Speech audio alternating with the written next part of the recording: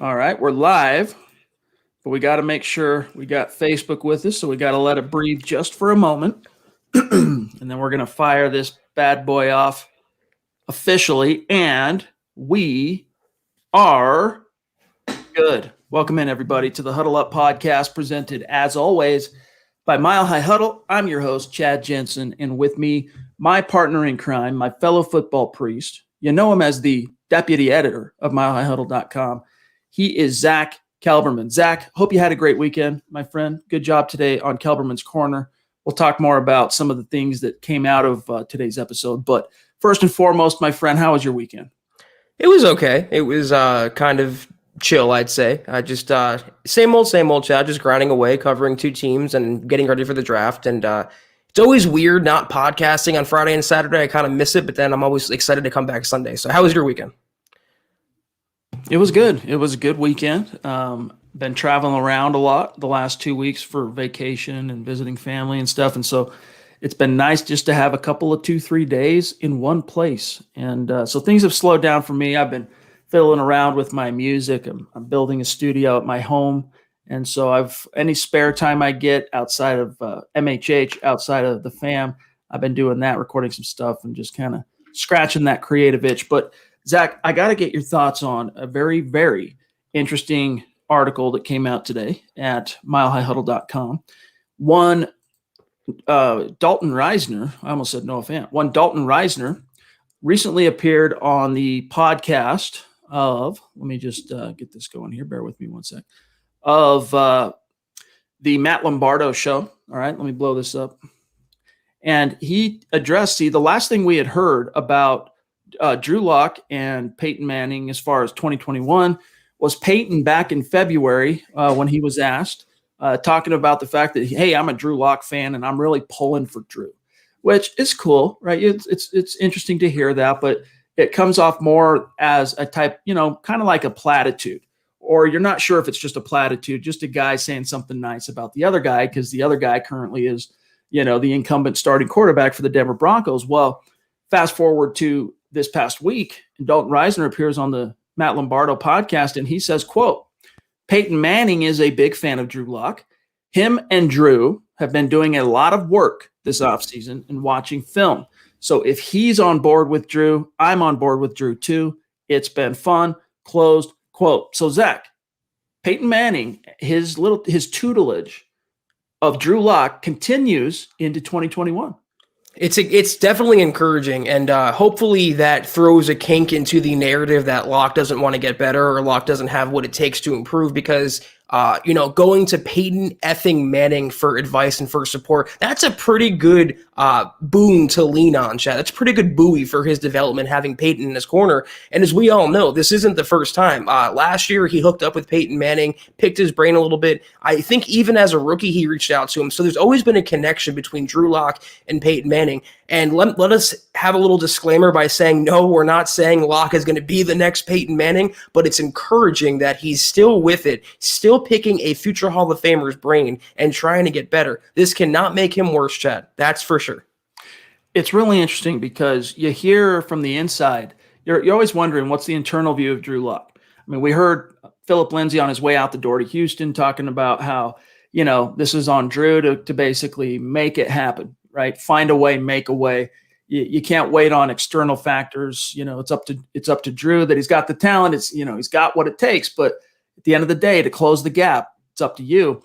And then we hear what George Payton said back in March during the, I think it was the Ronald Darby and Mike Boone introductory press conference, where he said, we like Drew Lock. Fortunately, we have a quarterback, while also saying that, we're keeping our options open and we'd be interested in bringing in some competition. Well, Dalton Risner went on in this same conversation. This is a little bit dense, Zack, but I want to read this for our audience because it actually provides some pretty good context to what I believe, based on the things I've heard, the signs I've read externally, is the true view of Drew Lock inside the building. And this is Risner talking to Lombardo. Quote, I hope it's Drew. I'll shoot you straight, talking about who's going to be the quarterback, blah, blah, blah. I hope it's Drew Lock. I've got a lot of faith in Drew Lock. One thing that we don't think about is you look at some of these great quarterbacks and how much it took them to develop. They didn't just become a great quarterback. I sat down with Peyton Manning a few weeks ago. We talked about how rough his first few seasons were. Look at Patrick Mahomes. He sat on the bench the first year. I mean, there's a lot of guys that became elite quarterbacks. It takes them a year or two in the league. The league's different. I could tell you right now, my job is hard as hell, and I wouldn't trade my job to be a quarterback in the NFL for a day. I wouldn't do it because they have the hardest job in the league, one of the hardest jobs in the world to perform in front of everybody. And if anything goes wrong, they are the easy scapegoat. It's Drew Lock's fault. But Drew's my quarterback. I got a lot of faith in him. I think he's a competitor. I think that last year was the first full year he played.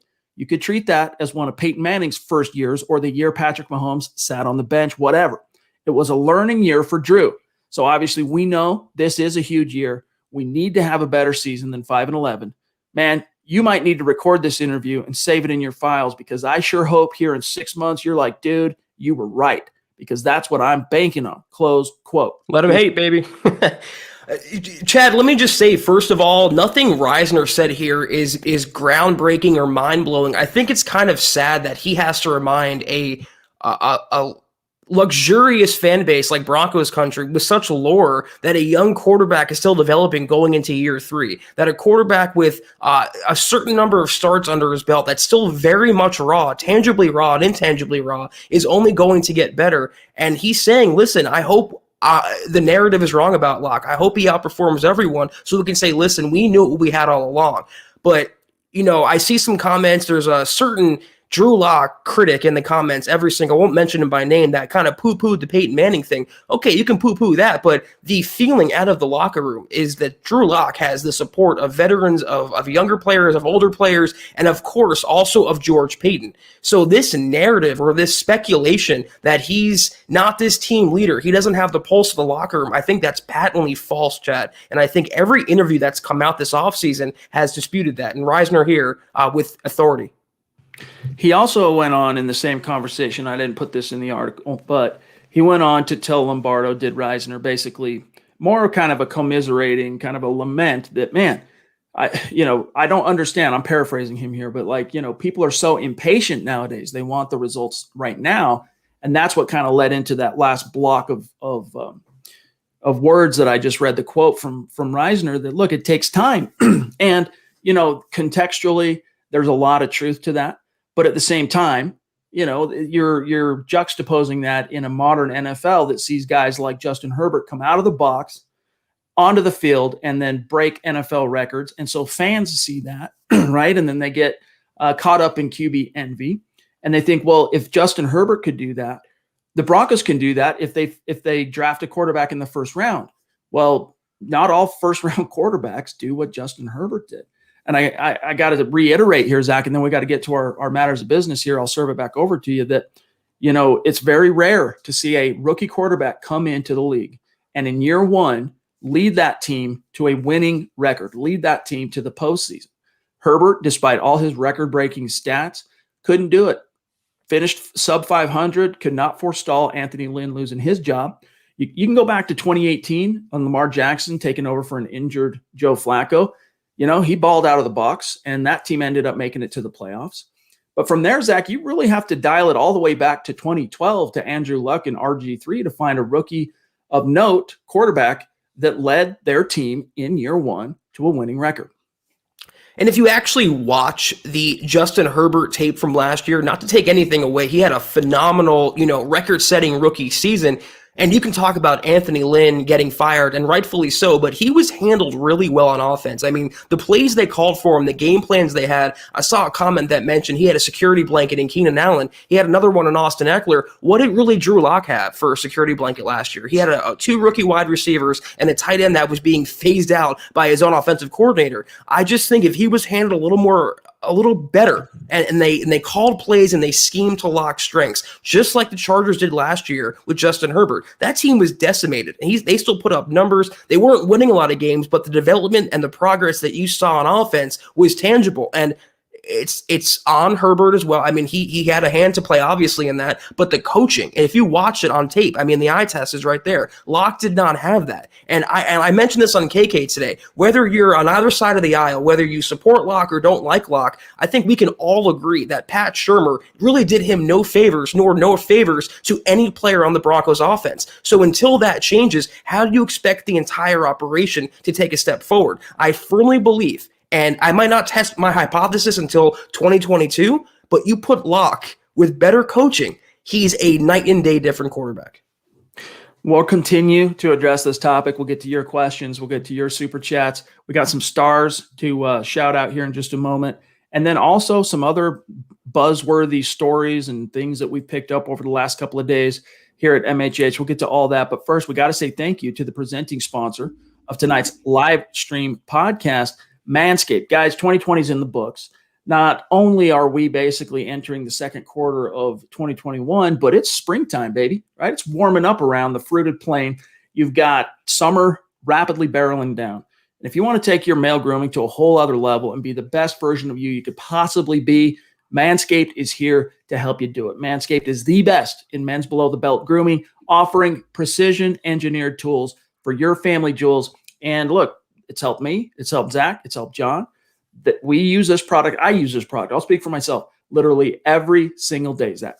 Yeah, I can't say that I use the below the belt aspect every single day because most guys don't need that every single day. We're of a different kind of species in that aspect. But I definitely use this at least 3-4 times a week because it's your entire body, guys. For the Lawnmower 3.0 that I'm holding that still has a charge, and anyone who's tuned into these podcasts knows I have not charged this thing in weeks now. And I use it under my neck, on my shoulders, on my face, on my body, on my arms. If you go to the gym, if you're going to the beach, if you're out and about, things are opening up, you want to look better, you want to feel better. And once again, Chad, I can attest to it as well. Manscaped is the premier product to make that happen.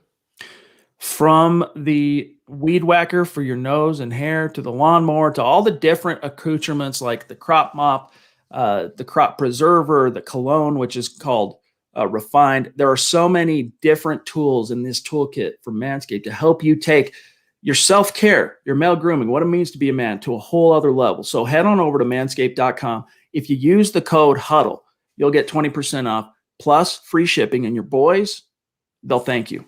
Yes, they will. Get 20% off and free shipping with the code HUDDLE at manscaped.com. That's 20% off with free shipping at manscaped.com and use the code HUDDLE. Guys, follow the pod on Twitter, all right, at Huddle Up Pod. Also, the main account at Mile High Huddle. My partner, Zack Kelberman, at Kelberman NFL, as you can see on the screen. Our producer, Buana Beast, is how most of you know him, especially on YouTube. On Twitter, it's at John K, MHH, myself, at Chad and Jensen.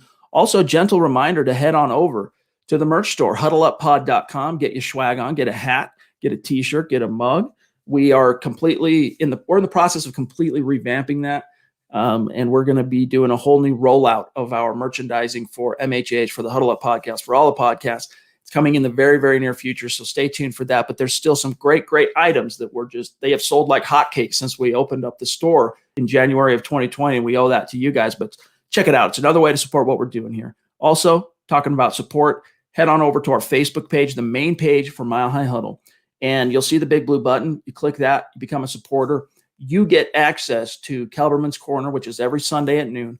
Plus, you get access to the Trickle Zone, which is every Saturday at noon. Just yesterday, for Eric Trickle's, I want to say it was the 5th episode of the Trickle Zone.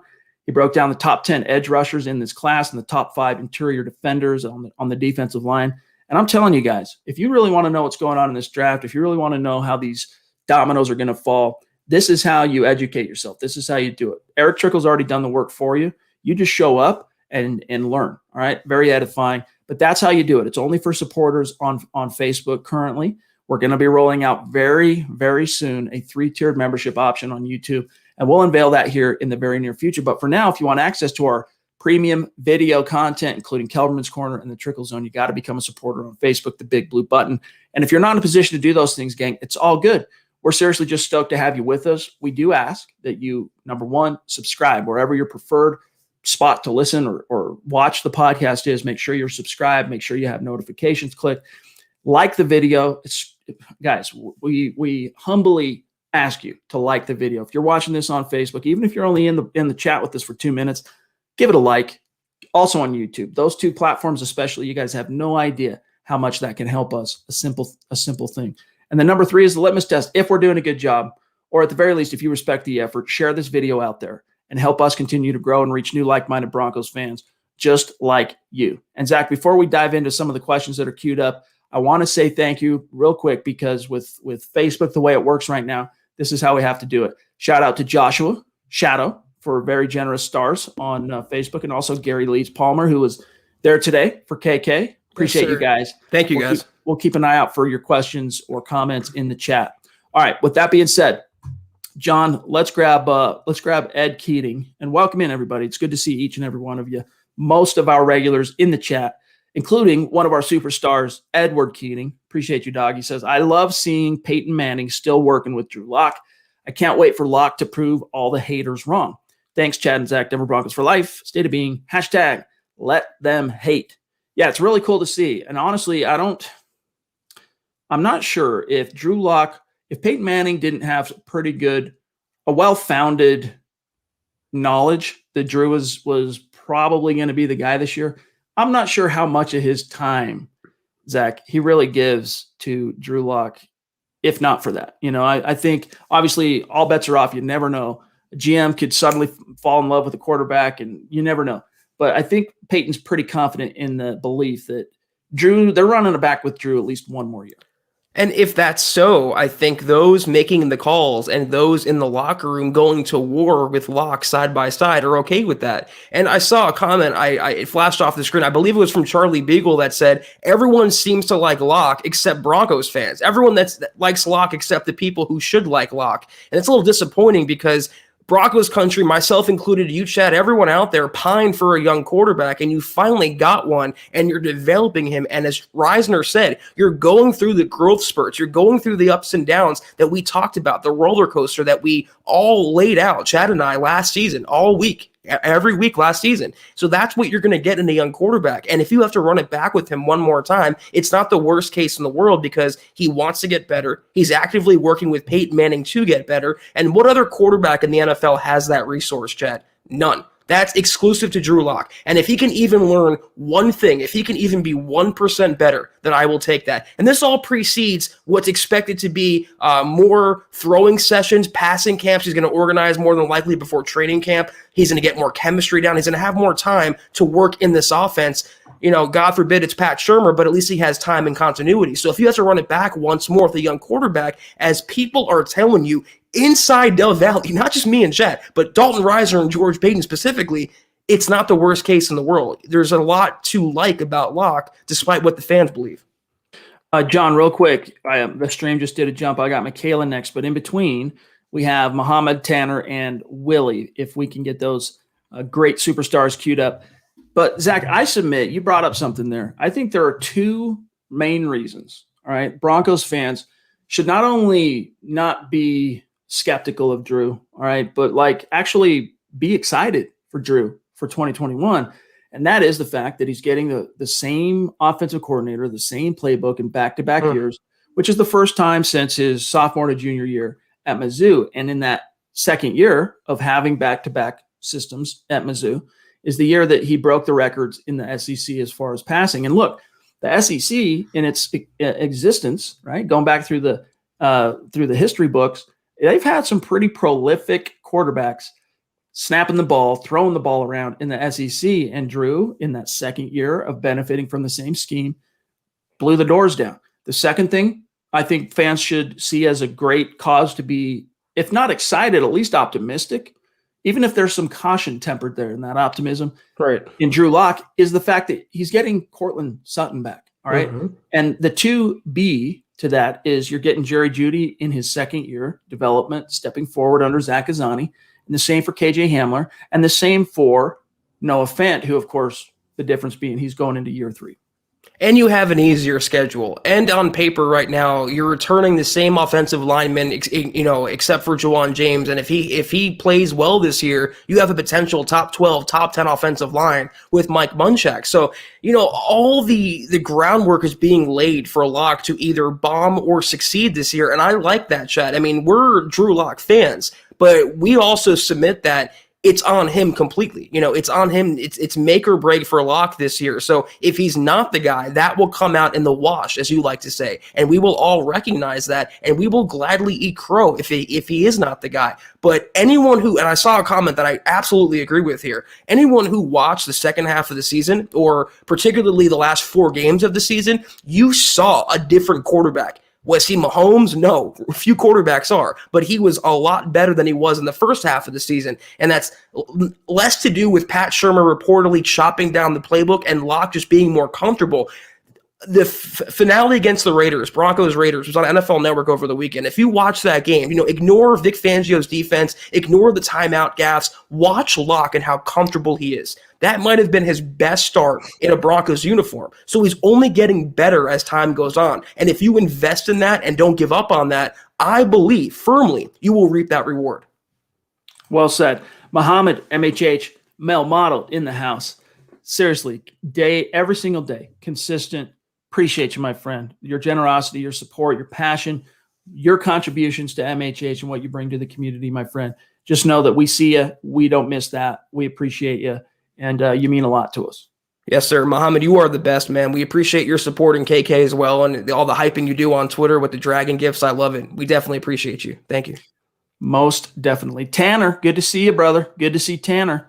He goes, "What's up, boys? I'm happy to be back on the live chat with you guys. Who do you realistically see the Broncos taking at 9? Hashtag state of being. Hashtag let them hate." Good question. And by the way, great to have you back, Tanner. Thank you, buddy. I think, honestly, we'll see how the board falls. But I think, honestly, the most likely, if what you're asking is the realistic outcome, is George Peyton trading back, Zach, and somewhere into we'll see, just trading back into the first round and taking, whether it's a Jamin Davis, the linebacker, whether it's maybe he has to go back a little bit farther and he takes an Eric Stokes, one of the great offensive tackles, maybe Tevin Jenkins, somebody like that. Now, Zach, if they hold pat, end up picking at 9, it really is going to be contingent on how the board falls relative to the quarterback situation. Because if it ends up going unprecedented 1, 2, 3, 4 quarterbacks, then some really good blue chippers, Zach, are going to be pushed right into the Broncos' lap potentially. Yeah, I mentioned this on KK today. It kind of all depends. Assuming the Broncos are staying at 9, it depends on what the Niners do at number 3.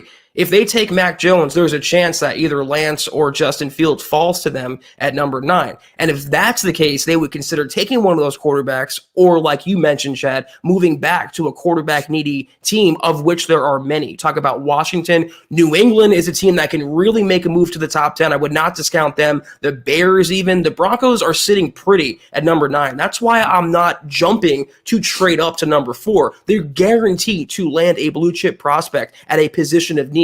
Whether that's a quarterback, whether that's someone like Micah Parsons. You mentioned trading back, Chad. They can move back a few spots, and still grab Parsons potentially. So they really have the pick of the litter of non-quarterbacks, whether it's a corner, inside linebacker, offensive lineman, anything they want to do, they can do it at 9. Or if George Peyton wants to collect more darts for the dartboard, he can move back a few spots and still get his guy.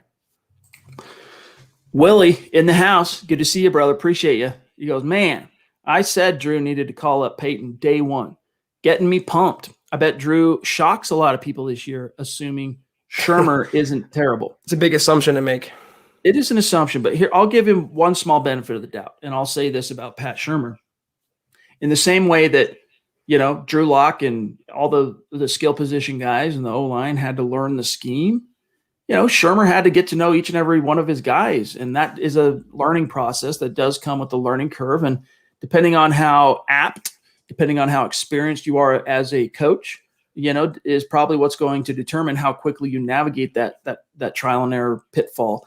But nevertheless, he's getting to know his guys, and he got to know a lot of his guys, all the better, I guess, in 2020. So for that reason alone, and just also the knowledge that if it does end up being Drew, he's going to benefit from that continuity. I at least am cautiously optimistic that we'll see a better version of Pat Shurmur's offense in 2021 than we did last year. Because remember, one last thing, Zach, we learned from Pat Shurmur halfway through the season, it was at some point in October, that they didn't have time to install his entire offense because all these dudes, I mean, they did the Zoom thing, but so many of you in the professional world, since the pandemic hit, you have participated in Zoom meeting after Zoom meeting. All right. Many of you right now are nodding your heads. Yep. Been there, done that. It's not as easy to learn in those environments. Some people, hey man, it's no problem. It's no skin off their teeth. They can learn just as easy in that environment as sitting in a classroom with their teacher. But look no further than kids that have been affected very adversely since the pandemic hit, that have been forced to have to learn exclusively online in some of the states that have been much more draconian with their shutdown and their school rules and all this.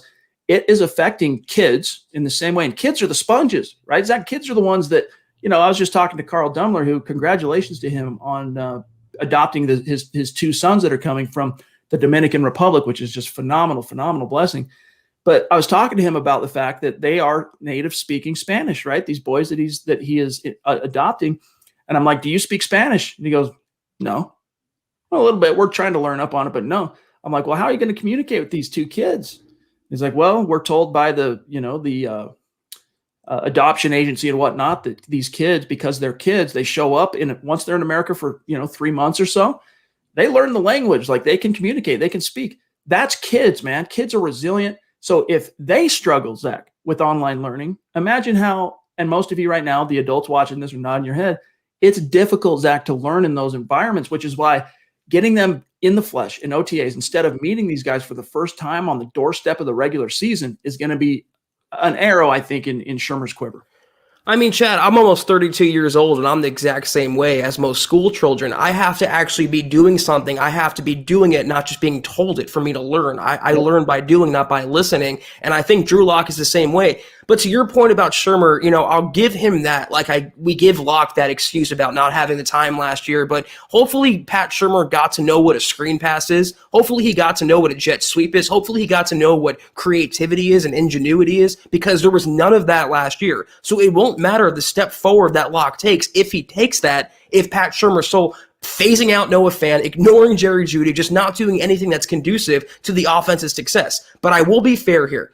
I said it's an assumption for Pat Shurmur to not be terrible. It's also an assumption for Drew Lock to shock the world. Let's be more realistic and say, if he can go 9 and 7 now? 9 and 8? No, 9 and 8 or 10. 9 and 8. 10 and 7. It's weird to say now. Yeah, 9 and 8, 10 and 7. I think, having that type of season would be a shock for most Broncos fans, but to expect him to shock the world by it being the year of Drew Lock or him being the MVP, I think that's a little hyperbole as well. So we have to be fair to both sides because, again, Chad, it wasn't just one or the other last year. Both were at fault. Both were complicit, Lock and Shurmur, in the Broncos' offensive struggles. Well said. All right, let's grab this very generous super chat from Michaela. Good to see you, my friend. Really appreciate you. Another one of our great superstars that's in the chat day in, day out, showing love, supporting the cause here at MHH. The Duchess. That's right. She says, I think Drew will ball out this year and prove the little naysayers crowd wrong. Lots of love. Yeah, I think I'm inclined to this is not us ignoring some of the warts from Drew's game last year that were concerning, to say the least, right? That stretch, especially from week 7 to week 10, he showed some alarming signs at times of not only technical regression, Zach, with his throwing and his platform and his footwork and all that, but failing to see some pretty obvious things when it comes to reading the defense and stuff like that. But then he turned it around. And so the same people that will poo-poo the Drew Lock truthers, for lack of a better term, they completely omit. It's like the season ended in week 10. They completely overlook and omit what occurred week 11 on. And you have to put week 12 out in a separate category and just move past it because Drew didn't play. But from week 11 to week 17, it wasn't blow the doors down, transcendent quarterback play, but it was, you can win with this guy if you're not missing half your defense, your number one wide receiver, and all the other foibles that this team had to roll with last year. Yeah, Michaela, first of all, thank you so much for your generosity. Once again, you are quickly rising up the MHH leaderboards and the Super Chat Superstar rankings. Unfortunately, it's not a little crowd of naysayers. I mean, the fan base, like that comment posited, Chad, that most of the fan base is either against Locke or very skeptical about Locke. And I understand it to a point because, like you mentioned last year, it wasn't just little things here and there. These were major fundamental flaws in his game, passing, footwork, mechanics, reading the field, not committing turnovers. But let me ask you a question. This is non-rhetorical. What young quarterback hasn't had an issue early on in their development reading a defense, committing turnovers with their footwork, with their technique? This is what a young quarterback does. And everyone wants those instant mashed potatoes. They want to pop them in the microwave instead of peeling the potatoes, chopping the potatoes, putting them in the pot, and making them the right way. You're not going to do that with Drew Lock. He's not Patrick Mahomes. But even Mahomes needed some time to learn under Alex Smith. Every young quarterback needs development. You can talk about Justin Herbert. He had his flaws last year too. He did not throw any interceptions. He did not take any sacks. He did not have any fumbles. He lost a lot of games to start off, but yet his fan base is patient. The Chiefs fan base was patient with Mahomes. Every fan base seems to be patient and seems to understand what entails the development of a young quarterback, unfortunately, except Broncos country. We got a super chat from a newer name here that we don't recognize. So welcome, Riley. Thank you. Appreciate you. Connect with us on Twitter so we can keep tabs on you. His question, appreciate you, Riley. Will Pat Shurmur use Noah Fant this year? That's the $1 million question. In fact, this very topic came to mind for me today reading one of Eric Trickle's scouting reports on Pat Freiermuth, the tight end out of Penn State. And, he was a guy that right before the pre-draft season started, he was viewed as a bona fide first-round pick. And maybe he still ends up as a first-rounder. That was before the true stratospheric rise of Kyle Pitts. But more likely, he's an early day two guy, Pat Freiermuth. And as I'm reading that, it's like, look, can you project a tight end like that to Denver, let's say in the second round? I would not love to see it. But at the same time, if they did land a guy like Pat Freiermuth, you're getting a upper echelon tight end prospect. But Zach, as much as Drew under Rich Scangarello thrived in the two tight end sets, Pat doesn't use them. Pat telegraphs if there's two tight ends on the field in a Pat Shurmur offense, it's a 90+% chance that's a rush. It's going to be a run. And so, look, that speaks poorly to the concept of two tight ends. The one tight end thing, Zach, I can't wrap my brain around it because if you go back and look at Pat Shurmur's body of work in the league, whether it was in New York with Evan Ingram, or you can go back to Philly and some of the tight ends there, Minnesota with Kyle, what's his name, dude? Rudolph, thank you. He used his tight end. He didn't use a lot of tight ends. He didn't use a lot of multiple tight end sets, but that first tight end on the depth chart got a lot of touches, got a lot of looks, and you wonder, like Zach's already mentioned it at least once on tonight's podcast, Noah Fant, blows the doors down in the first half of week one, and you're like, that was great, even though they completely went away from him in the second half. And then the next week, it's inverted. Nowhere to be found in the first half, Zach. Then he blows the doors down in the second, and you're going, if we could just get a full 60-minute focus on Noah as a weapon from this offense, God only knows how productive this cat could be. Will we see that officially in 2021? I'm not getting my hopes up, but I still think Noah Fant's going to have himself he's the number one breakout candidate on this offense in my book. Yeah, I'm there with you. And you mentioned Freiermuth. That's a great tight end prospect. John in the comments mentioned the Notre Dame tight end Tommy Tremble, who's another nice mid-round option, second or third round. I wouldn't mind him. But let me just point out one thing real quickly, okay? It's really sad that a fan is asking if the Broncos are going to use their former first-round perennial or potential perennial Pro Bowl tight end. It really is a shame that the offensive coordinator has such a reputation after only one season in which he ignored or completely went away from his weapons. You mentioned the opener when he was nowhere to be found in the second half. He led the Broncos in receiving. They went away from him until the last drive of the game. I seem to remember, it might have been week 2 or week 3. After that, they overcompensated by forcing him the ball on every single passing opportunity. But it wasn't just him. That's the sad part here. You invested a first-round pick in Jerry Jeudy. You don't use him correctly. You invest a second-round pick in KJ Hamler. You don't use him correctly. So it wasn't just one player. It was a Pat Shurmur problem last year. I hope to God He gets his head out of his posterior and manages and correctly uses his tight end, who would start and be a star on 25 teams in the NFL, who is better to me than TJ Hawkinson, his former teammate. The Broncos have a future stud. I'm talking about perennial Pro Bowler on their hands, and they don't want to tap into that. That's pretty pathetic to me that we're all wondering that out loud in what, year 3 of the Noah Fant era. Mm-hmm.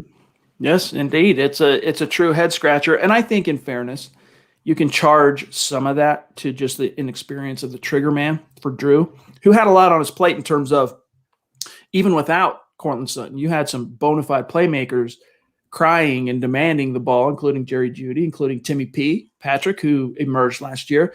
And then once he got healthy, KJ Hamler as well. So, I think as Drew continues to season and Drew continues to come along, that'll only pay dividends and kind of trickle downhill to a guy like Noah Fant. Regardless of what the play call is in his ear, he's going to start looking more and more for Noah because Noah's a trustworthy playmaker. Let's grab Chris Hernandez, a bona fide superstar and a 25-year veteran of the United States Air Force. Just very recently celebrated his 25-year anniversary in that armed force. Love you, bro. Good to see you. Hope you're doing well. Hope you're doing better. He says, let them hate. And good reminder here, hashtag click those little thumbs up, everybody. Appreciate you, Chris. Really do. And one thing I want to say, Zach, as I serve this over to you, the let them hate hashtag. Let me remind everybody, this became a thing during the 2020 offseason. All right. This was on the heels of Drew's 5-game exposure as a rookie. And the let him hate hashtag came from the national media, Pro Football Focus, constantly hating on Drew Lock. And Zach coined the term, right? And that's why we got the t-shirts. That's why we got the hashtag and all that. And I only bring that up, Zach, to kind of reinforce the notion that has only intensified the whole let them hate. Mm-hmm. That was before 2020. I'm so happy I didn't put 2020 on that t-shirt, though, because that can be applied to this year as well. And I'm still very, very much confident that he will prove a lot of haters wrong, and they will hate on him by the end of the year, and they will all eat their crow because that's what they do, the national media. That's just so uninformed. But I appreciate people like Chris, like everybody else, furthering that hashtag, and I want to keep it out there for anyone who supports Locke. Bite your tongue now, because come September, I'm firmly in belief that you will see a different quarterback who will be successful with the Broncos. Christian in the house. It's been great having you back in the chat, my friend. Hope your time away was refreshing. I know you went on, I think it was vacation, right? I know you were away from home, but he says, my biggest question is, when will Shurmur finally figure out how to use Noah effing Fant? He has all pro potential, but Shurmur can't use it. Kind of sad. We feel you, man. We feel you. It's a true head scratcher. I mean, look at week 6 as an example. I don't want to flog a dead horse here, all right? But week 6, Noah Fant, unless I miss my mark, was healthy and in that game. I'm going to go ahead and pull it up. Noah Fant stats. All right. And that was the debut of Albert O, right? And Albert O he should have had, 120 yards and 2 touchdowns, but he dropped 2 touchdowns and he dropped a few other key passes in that game. But he was most evidently, Zach, a focus of that game plan. Like Pat Shurmur drilled it into Drew's head, feed Alberto, because the Patriots don't know him, right? They're expecting you to go to Jeudy. They're expecting you to go to Noah Fant. They're expecting, but this rookie who we're just debuting now, he's flying under the radar. Go at him. We need that same kind of focus, but for Noah Fant.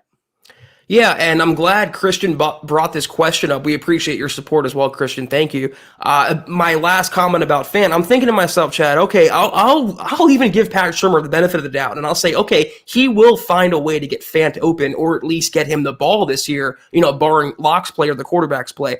But this is a non-rhetorical question I'm posing. What happens the first time a defensive coordinator takes away Noah Fant? Do you out there, because I don't trust Pat Shurmur to readjust and to outwit an opposing coordinator? I don't. That's where I fall short with my Shurmur support or lack thereof. I don't think he has what it takes not only to game plan, but when the chips are down, you get punched in the mouth. I don't feel like he can accurately counter that's beneficial for his talent. Quick shout out to the stars for tonight. We've already given some props to a couple of these guys, but Randy, Brad, Jeremy, John, Sean, each of you, we really appreciate your support on Facebook. giving us some stars, supporting the cause as official subscribers/supporters. It goes a long way. Trust. Speaking of a supporter and speaking of a guy dropping some stars here on Facebook, Brad Murdoch, he says, with Vic knowing his job is on the line this season, I think he gives Mike Shula a shot at calling the plays on offense if, so he has a qualifier here, Shurmur bombs out. Personally, I think Shula would bring the offense out of the 90s. Thoughts? I'm not going to lie. I think it would be really interesting to see Mike Shula calling an offense for Drew Lock as opposed to Pat Shurmur, because even though Pat Shurmur's the guy with 2 head coaching swings and a miss in the NFL, Mike Shula, as an actual play caller and an offensive coordinator, I submit, has a more proven track record in the league. Now, with Shula, you have to go back to 2015 to find his most, I guess, his crowning achievement as a coordinator, and that was the Carolina Panthers offense that just led the league, blew the doors down. Cam Newton, all of a sudden, he goes from being a hype machine the first 2 years he's in the league. Everyone loves Cam Newton. He's breaking records here left and right. And then he kind of fizzles and he kind of goes into a little bit of a, I don't know what's a good way to put it. He just kind of becomes irrelevant. The Panthers aren't really a factor. It's all about the Saints. It's all about the Falcons in the NFC South. But then in 2015, everything comes together and he balls out to get all the way to the Super Bowl and then run into that buzzsaw that was Wade Phillips' defense. But I digress here. It would be interesting, Zach, but I just don't think that's really a consideration for Vic Fangio as much as, we can put on our tinfoil hats and speculate and theorize. Yeah, that's my thing as well. I believe, there could be a scapegoat for sure. And for Fangio to save his own behind, he might fire Shurmur. But then I'm wondering, how does that reflect on Fangio? He fired Scangarello after only 1 season, specifically to hire, went out of his way to hire Pat Shurmur. What does that say about Fangio, who, despite what everyone else says out there, he is a lame duck because he better win or he's gone after this season? What does that say if he's firing the guy that he handpicked to save the entire offensive operation, including the quarterback? So I think, like I mentioned this, I believe it was on the last podcast, it's all in or all out this year. You're going to go all in with Vic Fangio's staff, his coaching staff, and also his quarterback, or all out. So if they win, great. If they lose, house cleaning time. Casey says on YouTube, I find it interesting that Jensen and Kelberman are the only MHHers that continue to believe that Locke is the guy. Guys, here's the thing. It's not so much, first off, one of the things that I think sets MHH apart from so many of our great counterparts and competitors out there in the Broncos media landscape is the fact that we openly encourage and want to cultivate unique free thought. All right. Now, I, as publisher and editor-in-chief, and Zach as the deputy editor, we're not trying to cram our opinions and our view on any of the other analysts and writers and podcasters and all that stuff. To each their own. All right. That's one. Two, we're not even saying so much that Drew is the future. What we're saying is we've seen enough from Drew up to this point. You've walked the desert this far with Drew. You would be doing yourself as a team and Drew a disservice by not seeing it through this year. And there's even an argument to be made that, hey, man, give him his whole rookie contract. But because of the fan outcry, I don't need to take it that far. I'm going to keep it just 2021. Give him 2021, and then he might actually prove to turn the corner and show you he is the guy. I find it interesting that Casey Martin is the only person in the comment section tonight that believes Locke is the devil or believes Locke is the next Paxton Lynch or a worse version of Paxton Lynch. So, turnabout's fair play, Casey. Two can play at that game. You're more than entitled to your opinion, as are we. And we're just higher on Drew Lock stock than you are. It's fine. That's what makes America great, is diversity of opinions. Sean, appreciate your stars, my friend, on Facebook. He says, y'all are my favorite. Appreciate you. What's up? Hey, how is our interior D-line looking and how much depth do we have? Great question. Thank you for the support, Sean. It did improve this past week modestly in terms of the depth when they signed Shamar Stephen, the former Minnesota Viking, but don't get out over your skis on Stephen. Like, this is a guy that at one point it looked like he might be something, but he can't rush the passer. He's a run stuffer. All right. You might get that odd sack or two in a season, but he's a guy that George Peyton and Vic Fangio, Bill Collar, we'll see how he jives with Bill Collar, by the way. That remains to be seen. But he's a guy that you can plug in, Zach, and, when Draymond needs a breather, when Shelby needs a breather, he's a guy that can hold down that 5 technique. and play, kind of rotate through. You can play the 3, you can play the 4, you can play the 5, but just don't expect him to come save the day. Like, this isn't Shelby Harris who just needed an opportunity. This is a guy that's kind of he's had his opportunities. He's been chewed up and spit out, not only by the Vikings, but the Seahawks and then the Vikings again. Then you throw in McTelvin Agim going into his second year. I'm actually expecting some relatively positive things from McTelvin Agim. They call him Sosa, by the way, in the building. And then also shout out to Deshaun Williams, who really emerged last year in a desperate, dire moment of need and proved to be quite the playmaker for the Broncos. So DeMarcus Walker, Zach, one of our, I wouldn't necessarily call him one of our favorites, but a guy that you and I have kind of been relatively optimistic about over the years. It's looking like he's signing with Houston. So those are your 3 depth options behind the projected starters, which include Shelby, Draymond, and then, of course, Mike Purcell on the nose. Bill Collar, Shurmur Stephen better get used to being cursed out constantly, been yelled at and F-bombs, but I believe, and I said this on Twitter after they signed Stephen, I said this on the podcast, it was either that night or the next day, the Broncos defensive line is quietly underrated, Chad, or at least to me, it's pretty stacked. You have your starters, like you mentioned, you have at least 3 key backup pieces, and I like what Stephen did in Minnesota. Like you mentioned, he's never going to be a pure pass rusher. He's like Sylvester Williams with a little better agility, and it's always good to have those guys on the roster. They beat the Zach Kerrs and the Billy Wins to me, and this is all before the draft as well. The Broncos are going to keep stocking that cupboard, but you look at the starters alone. When you have Shelby Harris, Draymond Jones, and Mike Purcell, and then behind them you have Agim, who we're all high on, Deshaun Williams, and now Steven, that's a pretty good defensive line in front of those linebackers and that secondary. John, real quick, the stream just did a jump. As you can see here, I got Seth, but in between, we need Burn the Guitarist, we need Simon, we need Call of Duty, we need Zeus, we need Jake King, we need Mike Kane, we need Chill Will, we need Tony D.A. and then we're current. And by the way, Seth's super sticker is an emoji of the thumbs up. So Seth, really appreciate you, brother. Really appreciate you. Our friend Zach, a.k.a. Burn the Guitarist, always great to have you in the chat, my dog. Good to see you. Says, hey, guys, it's always good to see a lineman protecting his quarterback. Yes, it's really cool. Look, the Drew Lock, Dalton Risner dynamic is, I think, one of the more unique ones in the building because, Zach, they were not only drafted back-to-back 41 42, so they have that kind of brotherhood going on, but they were put together as rookies. They were bunked during rookie camp, and they were bunked during training camp.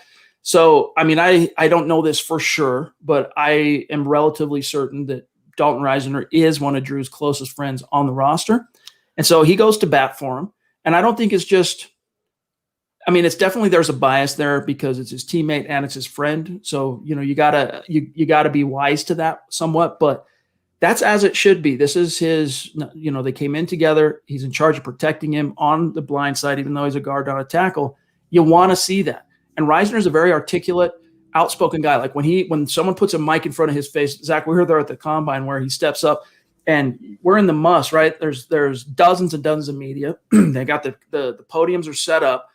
They got a name card. We've never seen this guy in the flesh. We've seen his cut-ups and stuff on YouTube, but we've never seen him in the flesh. It says Dalton Risner, Kansas State. All of a sudden, you see a flurry of activity. You look, here come the players, the prospects, which are the linemen, out of the hallway. They're all jumping up to their respective podiums. Dalton Risner, he does something completely different than his fellow brethren. The other ones, they get to their podium, and they just kind of chill, and they wait for that first question to come in. Risner, it's like roll call, like he's showing up for day one of Marine Corps, intensive training. Dalton Risner, offensive line, Kansas State, go, basically, right? And we're just like, whoa, blown back. Like, this dude's for real. This guy's a force of nature. So every time this guy gets in front of the mic, he's going to say something genuine, legit, powerful. And so when he does speak to Drew, I think it behooves everyone to listen. Yeah, Zach, I think, meant this comment figuratively, protecting Locke through the media verbally. I was looking at that literally. It'd be nice for Locke to have protection because remember when he hurt his shoulder because Elijah Wilkinson can't block a guard masquerading as tackle? It'd be nice to get Juwan James back, return these 5 offensive linemen. And we all, Risner did not have a great season last year. He let up a lot of pressure in pass blocking. he was also breaking in a rookie center next to him as well. So a year of Cushenberry's experience. You have hopefully Glasgow's healthy now. He should be what the Broncos signed him to be. Talk about Bowles. You got Juwan James hopefully playing at a Miami Dolphins level. This could be a really good offensive line. And if they're a good offensive line, that boasts even better for Drew Lock. Yep, that definitely bodes well for Drew. Simon, who was there today for Kelberman's Corner, showing some love, contributing to the conversation. Yes. Here he is today up there in Canada. He's one of our great superstars, and so many of them, so many of you, and so many of even non-superstars, our great listeners, exemplify that hashtag. The Broncos country is not a geographic location. It's a state of being. Simon, it's wherever you are. All right, that's where Broncos country is. He says, tough call at quarterback. I want Locke to succeed, but when will Denver be in another top 10 situation with 4 top quarterback prospects? I'll leave this to Peyton and support the team no matter what. Denver Broncos for life. Yeah, and that's all you can do, my dog. That's all you can do. And in fact, Zach, that was the topic of your show today with Kelberman's Corner is, if the Broncos were to just say, you know what, we've fallen in love with a quarterback, so we're going to go ahead and slap together that deal. We're going to maneuver. We're going to swap with the Falcons. Now we're sitting at number 4. You have a quarterback that you could live with in that moment, even though that's not necessarily you advocating for this to happen. I actually advocate for it not to happen. I think unless the Broncos and George Payton are 1,000,000,000%, not 100, not 1,000, not 100,000, 1,000,000,000% convinced that their quarterback in this draft is attainable, then they should not go up and get him. One might fall in his lap. But Simon, what a novel concept, supporting the team no matter what. So obviously you wouldn't mind running it back with Locke, but if that wasn't the case, you'd still support who's under center. I wish more of Broncos country would get on board with that mindset when it came to Locke. But if they love Trey Lance, let's say, Chad, and Trey Lance falls to them at number 9, obviously that's a gift, and you can't look a gift horse in the mouth. So you take him there. But to move up to number 4 for maybe even Mac Jones, if the Niners is all a big smokescreen and Mac Jones is not their number 1 quarterback on their big board, that's not good business. And one thing about George Payton, to this point, he's a good businessman as a general manager. All right, I'm just DMing John real quick here. Call of Duty, still one of my favorite handles. Appreciate you, dog. You've been really active lately. Not just our podcast, all the podcasts, and we see you. We appreciate you. It goes a long way. You're definitely becoming a superstar, so keep it up, my friend. He says, Kellen Mond, that's the Texas A&M quarterback, is a great day 2 option, a great arm, athleticism, and mobility. Also, he's a 4-year starter and won a lot of games. Reminds me of Jalen Hurts. Yeah, I mean, he is interesting. Like I would be much more inclined to get behind a draft pick that's a quarterback in late round 2, early round 3 actually would be the soonest I'd probably want to see it, like Kellen Mond. He's a very interesting player. If it's not Kellen Mond, a guy like Davis Mills, the big difference amongst many between a guy like Mond and Mills, though, is that, as he mentions here, Mond is a 4-year starter. So you have more of a body of work to say, look, we can evaluate him and more confidently project what he's going to be at the league level, as opposed to a Davis Mills, who's basically a 1-year wonder at Stanford. I like the idea of like a round 3 potentially for Mond, but that's assuming the Broncos hold pat or trade back at 9, and they don't, there's nothing funny going on in the top 10. I also see a lot of Dak Prescott and Kellen Mond, and if you can get Dak Prescott, that would be incredible. Here's my thing, though, with Mond. I think based on the way the quarterbacks are just coming off the board projected in this draft class, I would not be surprised at all if he went in the first round. And not just that, if he went high or fairly high in the first round, maybe the late teens, one of these teams, Washington, New England, Chicago, is going to make a stunning quarterback move, either a trade or a selection, and Kellen Mond could be that guy. Second round, the Broncos want to go there at number 40. I have no problem with that. You're talking about getting Kellen Mond and let's say Micah Parsons. That's a hell of a haul through day 1 and day 2. One of our legacy superstars and a Mount Rushmore superstar, Zeus McPeak. And Zeus, he's got a life to lead. He's got things going on. Has been in the chats as much as he's been in times past, but anytime Zeus is in the chat, like today during KK, tonight here for the Huddle Up podcast, we just count our lucky stars and are grateful to have you. Stu, hope your family's doing well. Hope you're doing well. Love you, bro. Thanks for the support, as always. Yeah, Stu, and thank you so much for your support of KK earlier today. You are the man, and that's why you are the George Washington of this podcast, the founding father. So we love you, Stu. Thank you. You the man. Real quick, a shout out to Mike Kane jumping in on Super Chat. Great to see you, Mike. Good to connect with you on Twitter as well. He says, hey, guys, great show. Just wanted to mention Courtland Sutton. I think fans forget how good he is at the catch point. His ball skills were missed last year more than people think. Such a great target for luck. I agree. And that's one of the points. It's not a huge demarcation between Zach and I on this particular topic, but as much as I like to see Tim Patrick emerge in the way that he did last year, and he did some things that were very impressive at times, that's one of the things that separates him and Sutton as a true X is just simply my ball at the catch point and making those insane highlight reel Megatron caliber catches where you're like, how the Sam Hill did you haul that in? Like, I think back, Zach, to Drew Lock's first start in Week 13 of 2019. Chargers. Right? Those 2 touchdowns in the right corner to Sutton, especially the first one. I mean, and even a couple games prior when it was Brandon Allen starting against the Browns at home, that touchdown he swooped in front of Denzel Ward, who was, the bee's knees, the latest flavored, highest drafted cornerback that year in the draft, number 4 overall pick. Sutton completely posterized him. He can make those plays. And Patrick, don't get me wrong, he can make plays too, but just not quite at that same level. So yes, can't wait to see Sutton back in the orange and blue and running routes and catching balls from Drew Lock. It's going to help.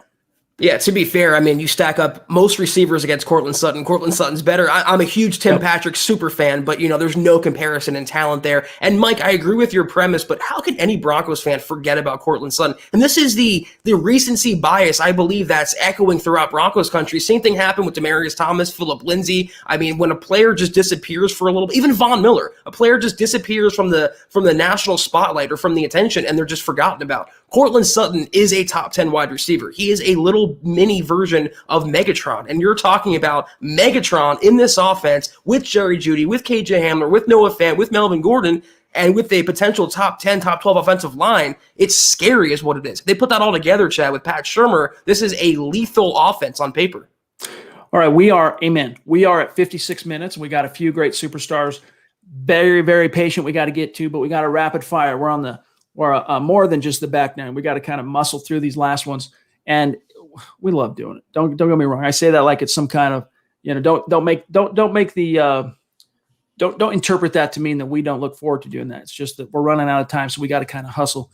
Jake King, good to see you, bro. By the way, you should get on Twitter and connect with us, my friend, because we would look to tag you after every single pod, but don't see a Jake King Twitter account that I'm familiar with. So he says, I've seen a few people saying Davis Mills could go in the first. Is the hype real?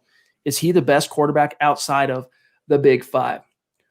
He's up there. He's one of the I don't think he'll end up going in the first round just because, you're going to draft 6 quarterbacks or 6 Qs going to go in round 1. I mean, 2018, it was Mayfield, Darnold, Rosen, Allen, Jackson. That was 5. That was insane, right? That was a lot of Qs going in round 1.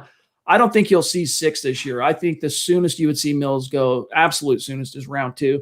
But I think most, as talented as he is and impressive as he was at times in that 1 year at Stanford, I think most NFL front offices, Zach, they're kind of skeptical. They want to see more. So they're not going to put themselves out there too much on such a small body of work because it's not even like a Mitchell Trubisky, who was also a 1-year wonder at NC. Mitchell Trubisky was truly dominant in that 1 year. That's why he ended up being the first quarterback off the board in a class that had Deshaun Watson and Patrick Mahomes. Mills, also a 1-year wonder, wasn't quite as prolific in that 1 year. So I think he'll end up being probably like a 3rd round pick would be my guess. Yeah, I mean, compare him to someone like Trey Lance, who is unproven, but his ceiling and his potential is just astronomical compared to Davis Mills. I think, I'm a little more optimistic, Chad, on his draft stock because quarterbacks are such a premium in this draft class. It's remarkable. I think he will be the first quarterback taken in the 2nd round. I think Kellen Mond is the best of the non-big quarterbacks that we've mentioned: Jones, Fields, Lance, Wilson, and Trevor Lawrence. And I believe Davis Mills, and a team could trade up for him. There's going to be a lot of movement. I think he will be the first guy to go in the 2nd round, though. If it's the Broncos number 40, I would not cry at all. Chill, Will, man. Very generous super chat, my brother. Thank you so much. Thank you. Seriously, that hits us right here in the feels, and it goes a long, long way. All right. So thank you so much, my brother. Appreciate you. Always great to have you in the chat. He says, what's up, fellas? Just showing some love. Zach, people are great listeners, whether they're superstars, whether they're supporters on Facebook or not. Just understand that this really does, the support you see from Chill Will, from Mundungus, from all our great superstars, that's what keeps us going on the YouTube podcast programming. All right. That's what allows us the means. It provides us the means to not only continue to show up for you 7 days a week with a podcast at MHH, but dedicate more and more of our time and creative juices to our video and our podcast offering. So Chill Will, mile high salute, dog. Yeah, Chill Will, thank you so much. And we talk about it all the time off air, Chad, how grateful we are. And we're so excited and passionate about debuting these new shows and these new, the merchandise store, these new membership tiers. And not just monetarily, we're not talking about an amount. We're talking about the interaction that we get, the support that we get, the questions that we get, the debate that we get. I love bantering, Chad, with you, with comments. I love having a difference of opinion. If we all agree, it'd be boring. But yep. Chill Will, you blow us away. Thank you so much. And if you have a question, feel free to fire it in. Amen, brother. All right, Mundungus, there he is, the Broncos wizard in the house.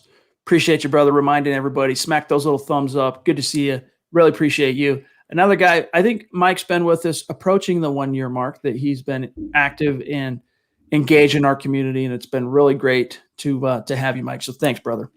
Thank you. All right. John's getting one of our longtime superstars queued up, and there he is. Tony, D.A. Dub. Got to plug his business there in L.A. Discount Audio and Wills. Always great to see you, bro. Hope the business is doing well. He says, what's up, fellas? Finally get to listen live. Keep up the great work. Appreciate you, Tony. We'll keep an eye out for any specific questions that you might have. But another superstar off the top rope, Zach. It's always a better podcast when we see DA Dub in the side chat. So thank you so much for your continued support. It's amazing. All right. We're at 1 minute or 1 hour and 1 minute. So we really do gotta kind of hustle here. Michaela jumping in again. Appreciate you. Michaela. I think the real problem with the Broncos offense is Shurmur not calling a good game or using his players properly. Hashtag let him hate. I feel you. Like you're always going to wonder, Zach, what, if he can get that together. Because when this is one of the things Zach and I disagreed on, he was a lot more skeptical of the Shurmur hire than I was. Like, don't get me wrong. I actually liked Skangs for the most part in his first year as an offensive coordinator, and especially once Drew entered the equation. But when they turned the page to Pat Shurmur, I went back and I did my research. I watched film not only from Daniel Jones in New York, but going back to Keenum in Minnesota, and then even before that in Philly and Cleveland. And I was excited about Shurmur. He really disappointed me because of this very point right here, Michaela, which is he failed to show any kind of awareness of the talent that he had and how to maximize and utilize them to their best ability. It was very much a square peg round hole mentality. And I want to give him a little bit of the benefit of the doubt in the same way we give Drew the benefit of the doubt of the no OTAs and the no preseason. Again, he didn't actually enter the same room with any of his players, didn't even meet any of these guys face to face till late July. All right. So I think that had an effect on Shurmur as well in terms of some of the issues that we complain about and that were very real, but we complain about them nonetheless. Yeah, you know what? I mean, I'll be fair here. I think Shurmur was the biggest problem of the Broncos offense last year, but he certainly wasn't the only problem. So we have to hope as well that Locke takes the steps forward, that he doesn't turn the ball over, that his mechanics get cleaned up and his footwork gets better, his technique is improved. But that's why they hired Pat Shurmur. That's why they hired Mike Shula. And it's on them, Chad. And, this is where I disagree with you. Yeah, he didn't have OTAs, he didn't have the reps, but he's a two-time former NFL head coach. He's a long-time offensive coordinator. If it takes you that long to get your playmakers in space, get the ball in KJ Hamler's hands, it says more about him being stuck in that archaic 2005 offense and not where he belongs in 2021. No, it's a fair criticism. It really is. It's a fair criticism, especially when and you realize he's a former AP assistant coach of the year as well. Jeremy, good to see you, brother. Appreciate you. He goes, I want Locke to do well. He's my quarterback, but no matter what Shurmur does, if Locke doesn't stop the turnovers, we won't win consistently. Agreed. Consistently. True. Absolutely true, man. Locke, and here's the thing, 15 picks is a lot, but I want to also couch it a little bit. We're not talking about Jameis Winston level 30 picks, right? We're not even talking about Peyton Manning level 26, 27 picks as a young player in this league. 15, it just so happened in that year, tied him for the most picks in the league. But 15 is not crazy relative to the current league and the way it's such a passing league. But when then you also, Zach, throw in his lost fumbles, which I want to say there were 4 of them. I think it was 18 actually, total giveaways. So 3 lost fumbles. That's too many. And Vic Fangio will say it too. Too many, man. You put the defense in too many hot situations that we couldn't get out of, too many short fields, flip the field position, give away the momentum. So that's on Drew to curtail and be much more discerning on not just his reads, but like, look, you got part of making it in the league is, you want to embrace that gunslinger mentality, like Brett Favre, right? As an example, you want to be able to have the cojones, the cashews, to quote Zach here, to feel like I could test the defense any moment I so choose. But part of really becoming, you want to become the best of being a game manager and a gunslinger. And part of that is the discernment of when to push those limits. And that's something that Drew is still kind of feeling his way toward. And we can only hope that part of turning a corner in year 3, if indeed that does happen, is getting better at picking those, when that time is. I don't remember off the top of my head those 3 fumbles, but I'm willing to wager at least one of them had to occur because the offensive line broke down, Chad, and they weren't protecting Drew Lock. But, we talked about this on KK today. A sect of Broncos fans wants Teddy Bridgewater in the building, and either as a starter or the backup. And his biggest asset, according to Broncos fans, is that he doesn't turn the ball over. Well, he threw 11 interceptions last year. So you're talking about 11 versus 15. That's not much of a difference. I'm glad you brought that up. 15 picks for a gunslinger, a young quarterback in his second year with all these different, not excuses, but facts. Not having his players, not having OTAs, having Pat Shurmur. It's not that bad. That's what the type of quarterback does when he plays in that style. Is it good? No. We want those numbers to come down for sure. We want them to be, 8 to 10 or so, but it's inevitable. Young quarterbacks are going to turn the ball over, and even someone like Teddy Bridgewater, who's a veteran and who's supposedly a game manager that's ball security's number one asset, 11 picks. Not great either. The reason Drew's turnover stuck out so much was the fact that it didn't come with enough countervailing big plays. Right? The big, long touchdowns that make you forget about the pick you threw in the first quarter, whatever. He had a few moments like that, including the storm back against the Chargers in the fourth quarter. And there were a few other games like that, Carolina. But nevertheless, that's one of the things is when it's out of balance like that, it becomes more conspicuous. Fans notice it more, media notice it more, and the quarterback pays the price. Riley, appreciate that. Super sticker, my friend, number 1 fan.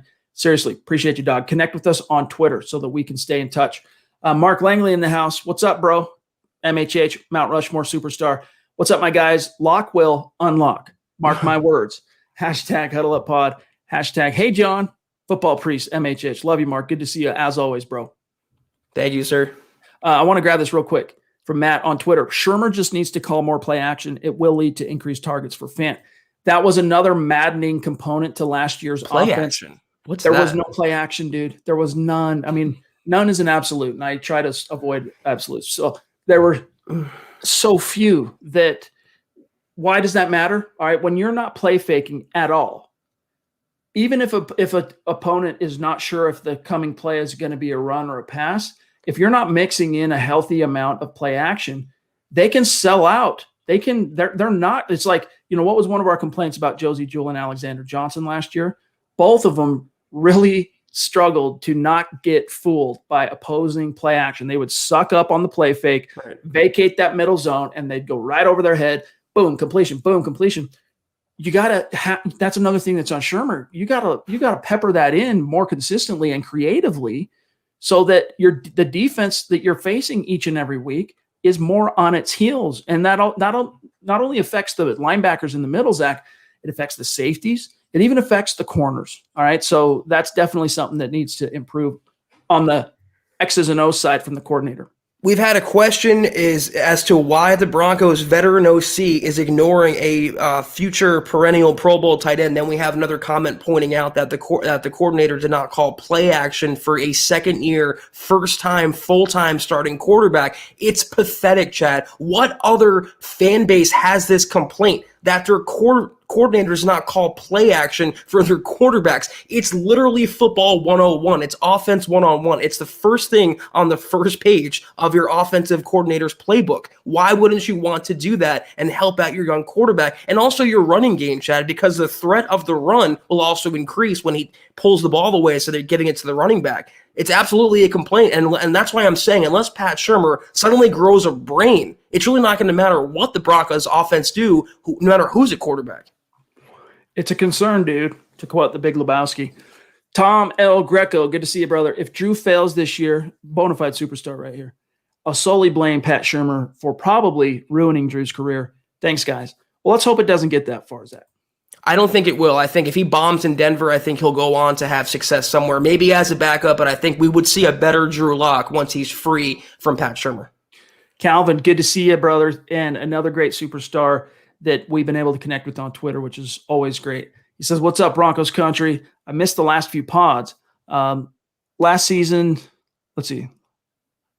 Lawn season starting has kept me busy, which only means one thing.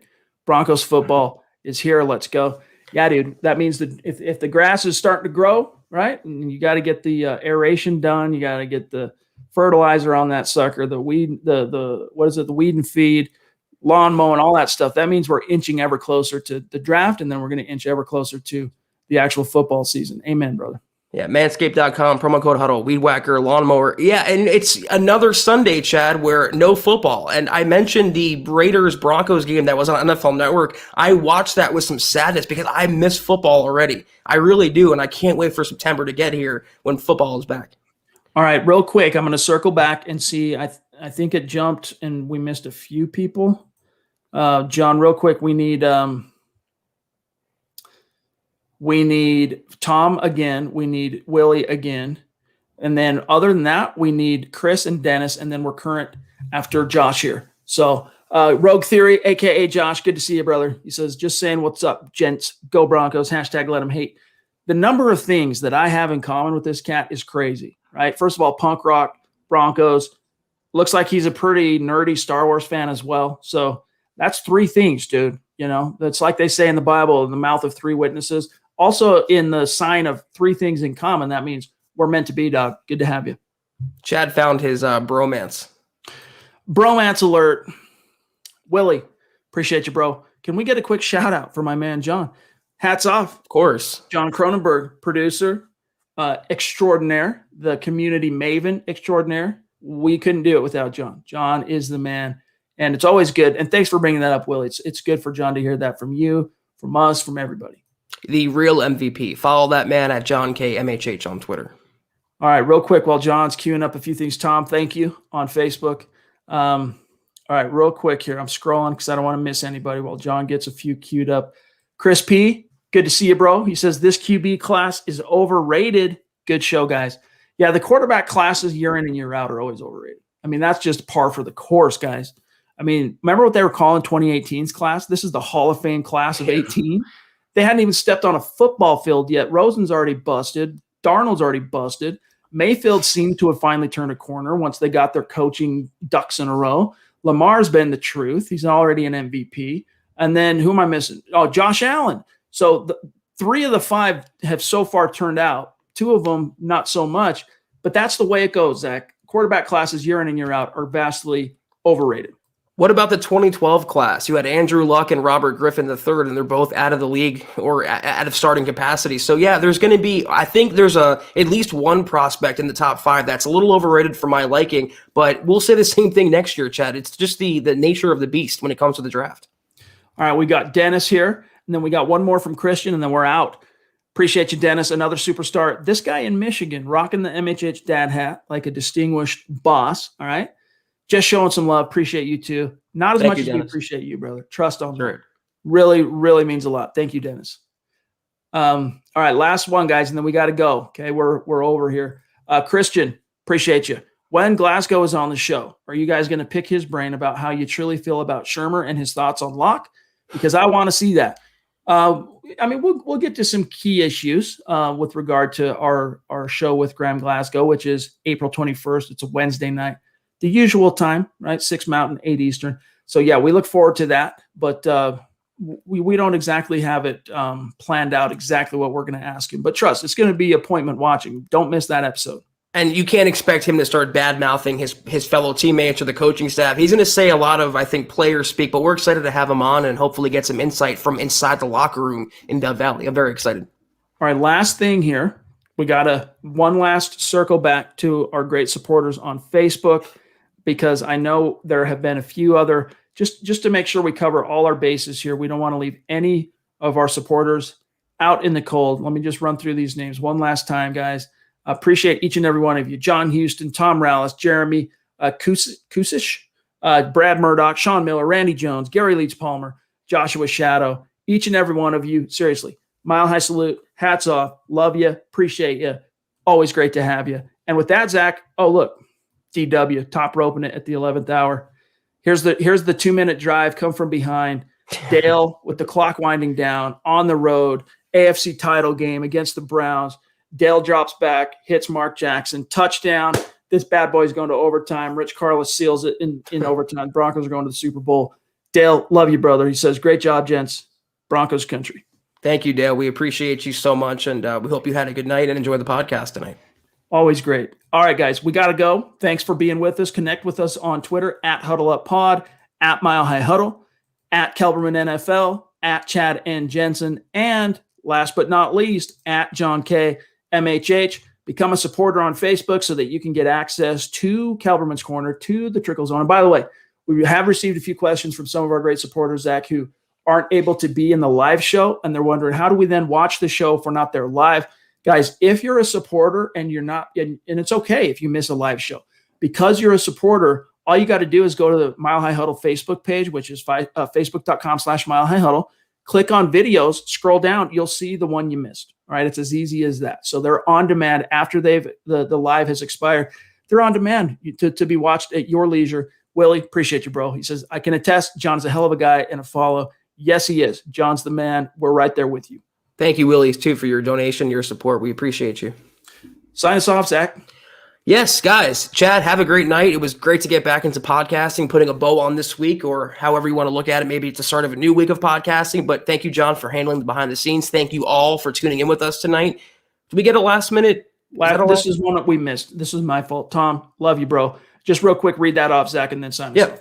Fangio and Shurmur are antiques in today's football. It's not the players, it's the coaching. Thanks, guys. Anyone who followed me on Twitter, pre the live podcast or even during the podcast knows coaching. It makes all the difference in the world. And unfortunately, the Broncos, and I agree with that with Vic Fangio, he's very stubborn and very old school, and it's hurt the Broncos at times. We can only hope, though, Chad, they realize the error of their ways and come to 2021 and out of the 90s or the 80s, whatever they're stuck in. But thank you, Michael. Thank you, everyone, for tuning in with us tonight. Another great podcast. Thank you, another Michael. We will be back tomorrow night, 6 o'clock Mountain, 8 o'clock Eastern. Be there. Join us. Thank you, Charlie. We're going to give it 110%. Yes, we will. We will see you then. Take care.